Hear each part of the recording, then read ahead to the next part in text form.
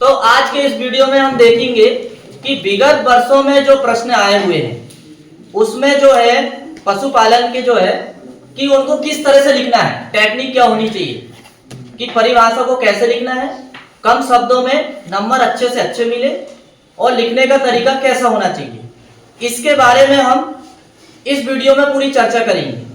तो हम अध्याय 1 से स्टार्ट करेंगे और अध्याय 1 में जो है अति लघुत्तरी प्रश्न देखेंगे जो ज्यादातर 2 नंबर वाले आते हैं और कभी कभी क्या होता है अति लघुत्तरी प्रश्न को ही 3 नंबर में दे दिया जाता है। तो लिखने का तरीका क्या होना चाहिए ये हम समझेंगे। हालांकि आप सभी लोग जानते हो कि कैसे लिखा जाता है, लेकिन फिर भी मैं अपनी तरफ से आपको बताना चाहूंगा कि कैसे आप कम लिखकर ही ज्यादा नंबर ले सकते हैं। तो देखिए मैंने यहाँ पर पीडीएफ बनाया हुआ हूँ और ये पीडीएफ में मैंने सारे प्रश्न को कवर किया हूँ, पार्ट 1 और पार्ट 2 3 के जो अभी तक आए हुए हैं। इनमें बराबर आपको सन मिलेगा, पाचन गुणांक के बारे में दिया है, फिर इसके बाद में पशु शरीर में भोजन के प्रमुख 3 कार्य दिए हैं। इसके बाद में ये समस्त जो है पार्ट 1 की पूरे संपूर्ण प्रश्न को ही मैंने कलेक्ट किया हूँ जो अभी तक आए हुए हैं, उन्हीं के बारे में हम चर्चा करेंगे और फिर इसके बाद में एक एक प्रश्न को भी समझेंगे। अति लघुत्तरी के बाद हम पीछे ध्यान दीजिए, यहाँ पर अति लघुत्तरी के बाद हम द्विगुत्री प्रश्न देखेंगे कि इनका लिखने का तरीका क्या होना चाहिए, कैसे लिखें। फिर इसके बाद में हम अध्याय 2 भी देखेंगे, आहार एवं पोषण सेकंड। तो इसमें अति लघुत्तरी प्रश्न देखेंगे पहले, फिर इसके बाद में जो अभी आए हैं प्रश्न पिछली साल 25 में भी आए, 24 में भी आए, वो भी हम देखेंगे, है ना। तो पूरी जानकारी हम इस वीडियो में देखेंगे। तो आपको केवल और केवल समझना है कैसे लिखना है, फिर इसके बाद में अभ्यास भी करना है घर में जाके, ठीक है। तो अभी हमारे यहाँ पर फिर से हम आ जाते हैं अध्याय 1। अध्याय 1 में हम अति लघुत्तरी प्रश्न देखेंगे और अति लघुत्तरी प्रश्न में हमारा जो है ये पहला प्रश्न है और पहला प्रश्न में ये देखिए,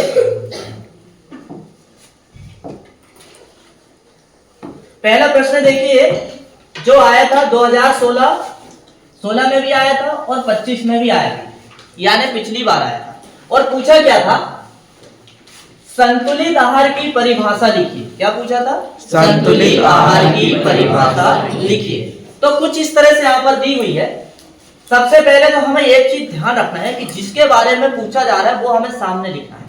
तो यहाँ पर संतुलित आहार के बारे में पूछा है तो हेडिंग में संतुलित आहार देना है और डैश का चिन्ह लगाना है। ये बहुत मायने रखता है। यदि आप डायरेक्ट लिखना चालू कर दो और ये शब्द नहीं डालोगे तो चेक करने वाले को समझ नहीं आएगा कि ये किसके, कभी कभी क्या है कॉपी स्पीड से चेक की जाती है, थोड़ा कभी कभी मिस हो जाता है, तो उसको स्पष्टली समझ में आना चाहिए कि किसके बारे में लिखा गया है। तो देखिए क्या होती है इसकी परिभाषा, ऐसा आहार जिसे पशु की समस्त आवश्यकताओं, अब पशु की समस्त आवश्यकता जैसे जीवन निर्वाह के लिए, उत्पादन के लिए, उत्पादन में क्या उत्पादन, दूध का उत्पादन यदि गाय भैंस है तो, लेकिन यदि भेड़ बकरी है तो मांस का उत्पादन, ऊन का उत्पादन, यदि मुर्गी है तो अंडे के उत्पादन और मांस का उत्पादन, वृद्धि संबंधित आवश्यकताओं पूर्ण हो या पूर्ति करता हो उसे, एवं पशु को स्वस्थ रखने के लिए सभी आवश्यक पोषक तत्व। अब सभी आवश्यक पोषक तत्व मतलब क्या होंगे, है ना जी। अब समस्त आवश्यकताएं में क्या क्या है वो ध्यान रखो, जीवन निर्वाह, उत्पादन के लिए, वृद्धि संबंधित आवश्यकताएं पूर्ण करता हो एवं पशु को स्वस्थ रखने के लिए आवश्यक पोषक तत्व सही अनुपात व मात्रा में प्राप्त हो, ऐसा आहार क्या कहलाता है? संतुलित आहार कहलाता है। क्या कहलाता है? संतुलित आहार कहलाता है। अब मान लीजिए इतना आपको याद नहीं है तो तब क्या करना है, तो तब आप उसके लिए एक उपाय है, आप यहां से केवल इतना लिख दीजिए, बस आप इसको इतना लिखिए कि संतुलित आहार ऐसा आहार जिसे पशु की समस्त आवश्यकताएं जैसे जीवन निर्वाह, उत्पादन, वृद्धि संबंधित आवश्यकता की पूर्ति करता हो, संतुलित आहार कहलाता है। समझ गए? ऐसे इसको आपको कंप्लीट करना है। फिर इसके बाद में देखो अगला प्रश्न क्या था हमारा जो पिछली बार आया था 2020 में। अगला प्रश्न हमारा 2020 का उठाए हमने। 2020 में क्या पूछा गया, देखो वसा में घुलनशील विटामिन के नाम लिखिए। तो मोस्टली आप ये याद रखिए कि वसा में घुलनशील विटामिन, यही पूछा ना, वसा में घुलनशील विटामिन के नाम लिखिए। तो आप वसा को थोड़ी देर भूल जाइए और आप ये कहिए मेरे साथ में कि पानी में घुलनशील विटामिन बी और सी है। पानी में घुलनशील विटामिन बी और सी है। तो आंसर अपने आप निकल गया कि बी और सी को छोड़कर जो भी बचे हैं वो सब किसमें घुलनशील है, वसा में। समझ गए? Yes sir. इतना सा ध्यान रखना है। फिर इसके बाद में देखिए 2016 में क्या प्रश्न आया था। ये देखिए 2016 में क्या प्रश्न आया था। प्रश्न ने हमसे क्या प्रश्न किया था कि आदर्श राशन बताइए। कौन सा राशन बताइए? आदर्श राशन। या आप दूसरे शब्दों में कह सकते हो कि अच्छा राशन बताइए कि उसकी परिभाषा क्या होगी। तो उसके लिए आपको क्या रखना है, आहार या राशन, आहार या राशन, आहार अथवा दाने का वह सब मिश्रण जिसमें भूसा भी हो और दाना भी हो, जिसमें क्या हो, भूसा भी हो और दाना भी हो, जो पशु की समस्त आवश्यकताओं की पूर्ति करता हूं, समस्त आवश्यकताओं का ध्यान में रखकर, समस्त आवश्यकताओं का ध्यान में रखकर उसके शरीर भार के अनुसार उचित मात्रा में प्रतिदिन दिया जाता है। क्या कहलाता है? आदर्श राशन कहलाता है। ये परिभाषा जो है संतुलित आहार से ज्यादा अलग नहीं है। केवल कितना ध्यान रखना है कि इसमें लिखना तो वही है, देखो लिखे वही है, आहार अथवा दाने का वह सम्मिश्रण। दाना यहाँ भी है कि नहीं दाना यहाँ? लेकिन यहाँ बताया नहीं गया स्पष्ट तरीके से। क्या संतुलित आहार में क्या अनाज नहीं खिलाना है? क्या बिल्कुल खिलाना है।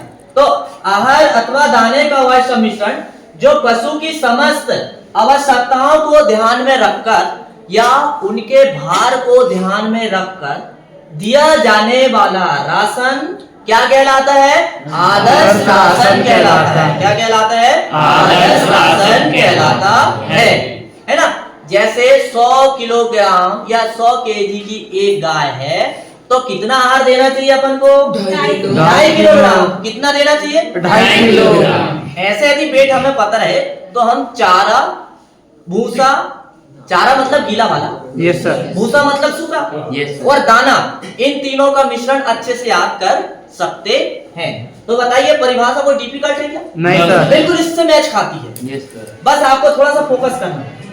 फिर इसके बाद में अगला प्रश्न देखिए जो हमने कलेक्ट किया है, जो आया था 2023 में। कब आया था? 2023 में, है ना। प्रश्न समझ में आ रहे हैं? Yes sir. बिल्कुल पानी की तरह यही साफ हो जा रही सारी चीजें। थोड़ा सा आपको घर में जाके उसे रिवीजन करना है या थोड़ा सा उसको प्रैक्टिस में लिख के देख देना, सारी चीज एकदम पानी की तरह क्लियर हो जाएगी। ये देखिए 2023 में क्या आपसे पूछा गया था? पूछा था पशु आहार के लिए आवश्यक तत्वों या अवयवों के नाम लिखिए। पशु आहार के लिए आवश्यक तत्वों या अवयवों के नाम लिखिए। तो पशु आहार के लिए आवश्यक तत्व या अवयव 7 होते हैं। कितने होते हैं? 7 होते हैं। तो हम गिनती यहाँ पर हो सकता है थोड़ा सा एक आध यहाँ पर कम है, कोई समस्या की बात नहीं है, तो गिनती कर लीजिए। तो पहला सबसे मुख्य आवश्यकता क्या है पशु की? पानी है कि नहीं? पानी, यस सर। फिर इसके बाद में हम देखेंगे प्रोटीन, कार्बोहाइड्रेट, वसा, विटामिन और खनिज लवण। अब क्या छूट गया? देखिए क्या छूटा है? पानी हो गया, प्रोटीन हो गया, कार्बोहाइड्रेट हो गया, वसा हो गया, विटामिन तथा खनिज लवण, और क्या रह गया? एक चीज रह गया, 7 की बात होती, 7 है पोषक तत्व। कितने हैं? 7। क्या छूट गया? तो ये आपको मुझे कल आगे बताना है जो भी छूटा है। मैं कल आपको अगला वीडियो में जरूर बताऊंगा, है ना। फिर इसके बाद में ये समझ में आया? ये कोई डिफिकल्ट है क्या? नहीं। लेकिन आप लोग गलती क्या करते हो, जब आप खनिज लवण के बारे में पूछते हैं ना, प्रश्न ऐसा भी आता है कि पशुओं के आहार में खनिज लवण के नाम लिखो। तो खनिज लवण में आपको यह नहीं लिखना होता है। खनिज लवण में क्या लिखना पड़ता है? कैल्शियम, मैग्नीशियम, फास्फोरस, लोहा, ये सारी चीज लिखना पड़ता है। और कभी कभी हम गलती क्या कर देते हैं, हम ये लिखते हैं पानी, प्रोटीन, कार्बोहाइड्रेट, वसा, विटामिन, खनिज, लवण, जो कि गलत माना जाता है। तो जब आपसे खनिज लवण पूछे तो क्या लिखना है? कैल्शियम, पोटेशियम, फास्फोरस, ये सारी चीजें लिखना है। समझ गए? चलिए अगला प्रश्न क्या है? देखो 2023 का प्रश्न हमने फिर से कवर किए और उसमें क्या पूछा है? 10 मिनट का देखिए क्या है, संतुलित राशन की परिभाषा लिखी। कौन सा राशन? संतुलित राशन। अच्छा, इससे पीछे अभी क्या आया था? संतुलित आहार। संतुलित आहार आया था। Yes sir. संतुलित आहार और संतुलित राशन में क्या डिफरेंट हो सकता है? केवल एक ही शब्द का अंतर है, बोलने का तरीका अलग। क्या है? केवल बोलने का तरीका अलग है। क्या हम एक बार चेक कर सकते हैं? तो चलिए मेरे साथ आप चेक करिए कि क्या डिफरेंट है। देखिए, संतुलित राशन की परिभाषा लिखी। वह राशन जो, ध्यान से सुनिए, यही याद होगा, वह राशन जो पशु की समस्त आवश्यकताओं की पूर्ति तथा उसे स्वस्थ रखने के लिए सभी पोषक तत्वों को उचित अनुपात एवं ठीक मात्रा में उपलब्ध कराता है, संतुलित आहार कहलाता है। ऊपर भी हमने यही देखे थे ना? Yes sir. वह राशन या वह आहार जो पशु की समस्त आवश्यकताओं की पूर्ति करता हो एवं पशु को ध्यान में रखकर जो भी उसको आवश्यक है वो हमको देना है। तो यदि मान लो आप पशु को समस्त पोषक तत्व उपलब्ध कराओगे तो पशु तो वैसे ही ऑलरेडी ठीक रहेगा कि नहीं रहेगा? Yes, तो sir. ये सारी बातें हमें जो है, पिछला जो पहला प्रश्न हमारा था संतुलित आहार, उसी में है। तो आप संतुलित आहार और इसकी परिभाषा एक ही है, कोई डिफरेंट नहीं है। समझ गए? तो केवल संतुलित आहार की परिभाषा याद करना है। संतुलित आहार के स्थान पर यदि संतुलित राशन पूछे तो परिभाषा आपको वही लिखना है। समझ गए? Yes, sir. और आदर्श राशन की भी परिभाषा ज्यादा डिफरेंट नहीं है, केवल उसमें क्या जोड़ दिया गया है कि पशु की समस्त आवश्यकताओं की पूर्ति तो करता हो, लेकिन वजन को ध्यान में रखते हुए, उसका वजन को ध्यान में रखते हुए आहार का क्या किया जाता है? निर्धारित किया जाता है। और ऐसा राशन क्या कहलाता है? आदर्श राशन कहलाता है। समझ गए? Yes, बस वजन का हेरफेर है, वजन को ध्यान में रखकर ही आदर्श राशन तय किया जाता है। चलिए अगला प्रश्न देखते हैं क्या दिया था। निर्वाह राशन। अच्छा, संतुलित निर्वाह राशन देखते हैं। निर्वाह राशन छूट गया है ना? अब देखो भाई, निर्वाह राशन में क्या विशेष चर्चा हुई है? निर्वाह राशन में क्या विशेष चर्चा हुई है? देखो, ऐसे तो आपको नाम से ही समझ में आ रहा है कि ये ऐसा आहार रहेगा जो केवल और केवल पशु के जीवन निर्वाह के लिए दिया जाएगा। इसमें उत्पादन का व कुछ विशेष चीजों का ध्यान नहीं रखा जाएगा। केवल सामान्य सा राशन देना है जिससे पशु का दैनिक जीवन में पेट भर जाए और बस उसका काम चलता रहे। तो ऑलरेडी अभी गांव में जो दूध का उत्पादन नहीं करते हैं, केवल घर में दूध उपयोग करने के लिए जो पशुपालन करते हैं वो यही राशन देते हैं। थोड़ा सा चारा दे दिए, थोड़ा सा हरा चारा दे दिए, बस 2-3 घंटे बाद पानी पिला दिए और थोड़ा सा बचा कुचा उसको आटा दे दिए। तो ये निर्वाह राशन हुआ कि? Yes sir. सिंपल राशन निर्वाह राशन हुआ कि नहीं? Yes sir. कोई इसमें कोई विशेष बात है क्या? नहीं सर। चलिए एक बार चेक करते हैं क्या कहा गया हमसे। तो लीजिए,